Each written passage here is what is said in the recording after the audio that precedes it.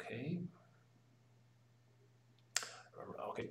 Hello, everybody. This is Florian again with a little video interview. This time, I think my first one with a group from the Czech Republic. This is Timbre Tone, and these wonderful people here are Veronica and Jan. Yes. Thank you very much. The first thing I have to apologize because I just saw in my Skype history that the first time we tried to make this interview happen was in April this year. I'm very sorry for that, but some things last and then they get very good. So this interview, I had when I was preparing it, I thought about the regular questions that we normally ask groups, and I remember this quote from some I don't know who said that talking about music is like dancing about architecture. And this question will have the probable headline 11 unusual questions for Timbre Tone. So, and I gave these questions to them, I have to admit, like 2 minutes ago. So let's see what we can make out of this. We'll have some fun, I'm sure. So first one, looking at your website, which everybody has to do, of course, I was wondering who had the idea for the photo shooting on the website? It was the exact idea of my good friend, the photographer, who took the pictures. And he also did the photo on our Facebook page, and he's really talented. It's my colleague from grammar school, and we just went to his apartment, and I told him that. And undressed. No. It was his idea to make these undressed photos, and then we started to come with some other ideas that maybe we should hold some things that express our personalities or our roles in the group. Right. And yes, for our American viewers, maybe they are not completely naked. They are just like you can only see them. Yes, like the shoulders. Definitely, we are beautiful shoulders. Really, you have to see it, and it's still. You can also have your children look at the websites, no problem. Yeah. Very nice, yeah. Right. Did you like it at first, this idea, and how did you get there? I just told him that I want something, that it's like pure and only our voices are our instruments. So he came with this idea, and it's brilliant. It was really quick. Okay, he just did it, and it was wow. We didn't have any problems accepting his vision. Yeah, it's very attractive. I trust him completely, and I want to do a more photos. It's very tasteful, and it was big promotion already for your website because everybody will look there now. So second question is a bit more it's not so. That was body and now is soul. So how did you find out that joy is immortal? I didn't know this before. I started to look at this question after I heard the song, after Adam brought this beautiful poem to our group. And after listening to it and after reading it, I realized that every time I remember something good that happened to me, I'm happy again. So this happiness is really like immortal. I just need to remind the right scene or the right situation to bring it back. But it's somewhere there. It's alive all the time. So I guess it's immortal. And maybe, Veronica, you are a very modest person, but you can say what joy is immortal. What does that mean, or what is it actually? I have to say that this is really hard question for me. No. I mean, no. He already answered the question what it means, but what is it? What is? Well, no, we haven't told people yet that this is the song. This is one of the Joy's Immortality is one of the songs written by our bass Adam. And he took a poem. It's an old Irish poem from 19th century. But it's also the title of your album, is it? Right. Yes. That's what I wanted to hear. So now and that's title. It happens to be the album title, and of course the album that everybody should buy when it's finished. When it will be finished? We are just about to finish the recordings. We just need to make some extra stuff tomorrow, and then we will wait for editing and mixing and mastering, and it should be ready in the end of September. So the release of the CD will be, I guess, in October. And there's one person where this is question 2D now, I think. There's one person who's very important for you in your production process for the album, I've heard. Right. A good friend of mine. Who's that? It is Morten Winter from the Real Group, and I asked him to help us with the album because he and Katarina they were doing a workshop in Pilsen 2 years ago. Years ago, and they really gave us great feedback and great kick. So when we had the idea to record the album, we were thinking that it would be really great to have some vocal coach there and maybe someone who will help with the production. So I just wrote Morten if he knows someone, and he wrote me that he would like to do it himself. Very good choice. Congratulations, and say hello to Morten. Question number 3. What would you do to become a member in what group? Oh, that's a really hard one. I would probably move to England to be a part of the Swinger Singers. It's really my favorite group. So. Okay, Jan? Well, I would move wherever they want me to if I would be the member of Rajaton or the Real Group. I like these two. That's not bad. Yeah, it's good.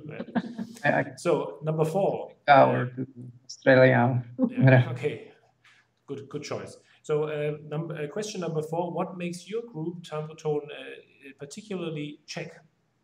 Well, I'm Polish, so yeah. Sorry, not he, not Jan. So okay. I'll let Veronika answer this one. Yeah, he's Polish, but he really likes, and you were doing the folk. You were singing and dancing in folklore group in Poland, and it really kicked also myself to put more folklore into music, and especially Czech. So I think that we are really special in that we are doing original music and affected by folk, or inspired by Czech folk music, and we really want to do it more and more. We'll combine it with jazz and pop. Okay, number 5. Which original song would you have loved to wish to have written? Last Christmas. Ah, very good. He's a man of taste. I would really love to be the author of this song. Sorry? I would really love to be the author of this song. Yeah. I think it would be maybe Space Oddity from David Bowie. David Bowie. Okay, so that's George Michael and David Bowie, a nice combination. So question number 6 is, what do you think? Is a group of singers, a vocal group, like a cappella group, a more complex social system than a regular band, like a rock band, with instrumentalists and singers? For me, the answer would be yes. I think it's a little bit more complex, and I think it's because of that singing is a much more intimate thing to do than play an instrument, and to do it together with everybody, with some other people, it's very intimate thing to do. So it makes the group more complex and the social interactions more complex than in a normal band. Monica, are you thinking of any example for that?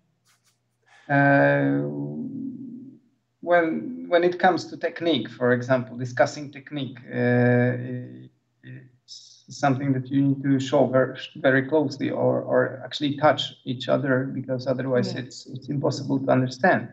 And the other thing is searching for the common color of the voice, for example. Yes, you need to be attuned on the other person and have this feeling like you were in bed actually together, because otherwise just it comes down to timbre, basically.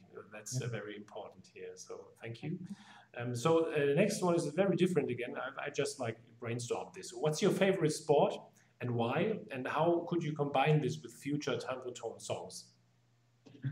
Oh, this is also really hard. I love modern gymnastics because I've been doing it when I was younger, and combining. I really don't know how to combine sport. future a cappella. Modern gymnastics. No. No, your favorite sport. We could try to learn some steps from Veronica, but I guess it wouldn't do us any good on stage. Well, it's a long way to the top, you know. Yeah, believe me. Yes. But it's probably. But it's interesting. I just want to plug a little self-promotion here. If you ever meet, you have to bring your running shoes along, because I have this crazy thing called the vocal jog. Because I always try to convince people that after the long after-show party on the next day, before the next workshop on the festival, we go running together. And I did it for. And actually, the first person who ever went with me, because I did it very often before anyone joined me, and that was Morten Winter himself, who in my tracksuit in Freiburg, in my hometown. So you can ask him; it's very nice, and it's we do it very slow, and it's very nerdy. Right. Okay, number 8. How do you make decisions in your group, and do you think this is the best way that at the time you're organizing that? Using I can answer it.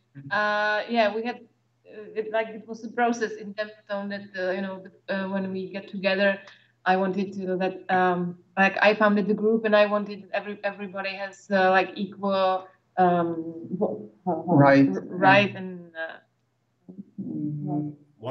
it's like democratic in a way. Yeah, but quickly I realized it's not the best decision. So I just make myself if there is something that you have to decide quickly, that I will do it. I'm the last who say yes or no. But everybody has I wanted them to tell me what they are thinking. Okay. But in the end, I am the one. Yeah. So kind of a benevolent dictator. That's what we want to do. Yes. Okay, and number 9, we get 11 questions. Basically, we have 10, and there's an extra question, which gives you a chance to say anything that you have missed before. So number 9 is one, if you could meet one of these celebrities in theory, because not all of them are alive anymore, who would you choose? First, Karel Gott.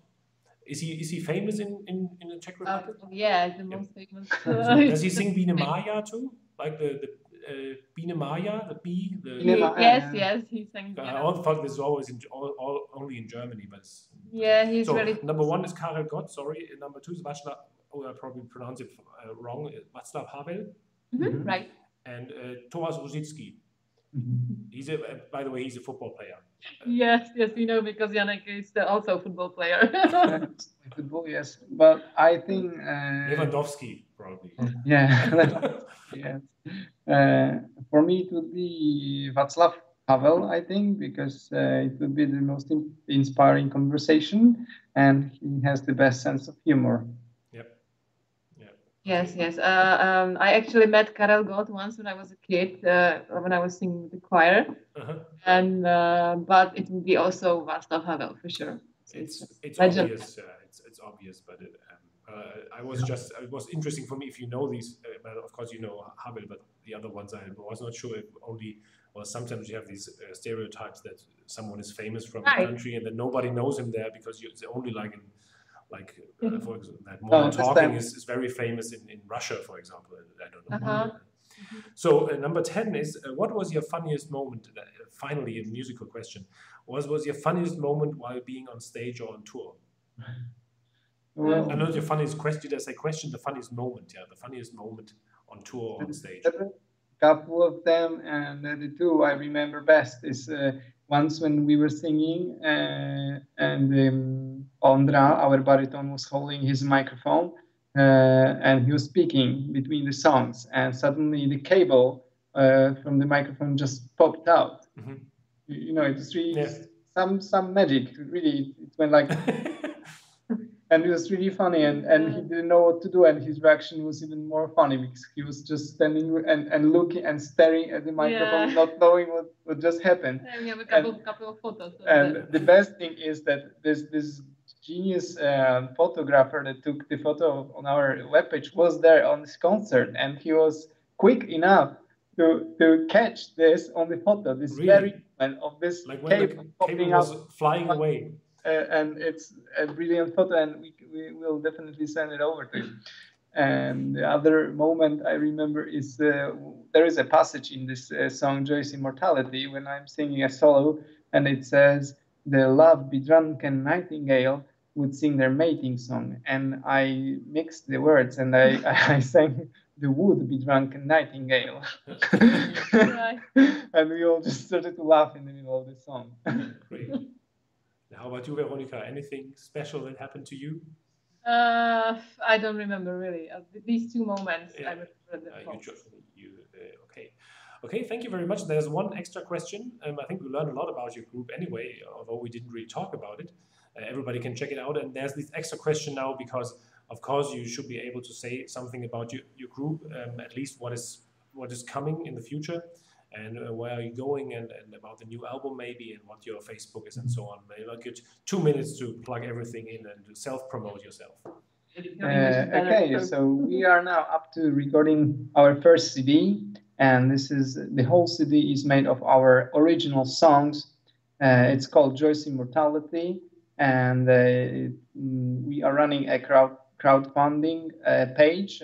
Please check on our Facebook. It's Facebook/Timbre Tone, and then you will find everything there. Yes, this about the CD. It's 6 songs, and these are all our songs, and this is it's very important for us to make only our own music.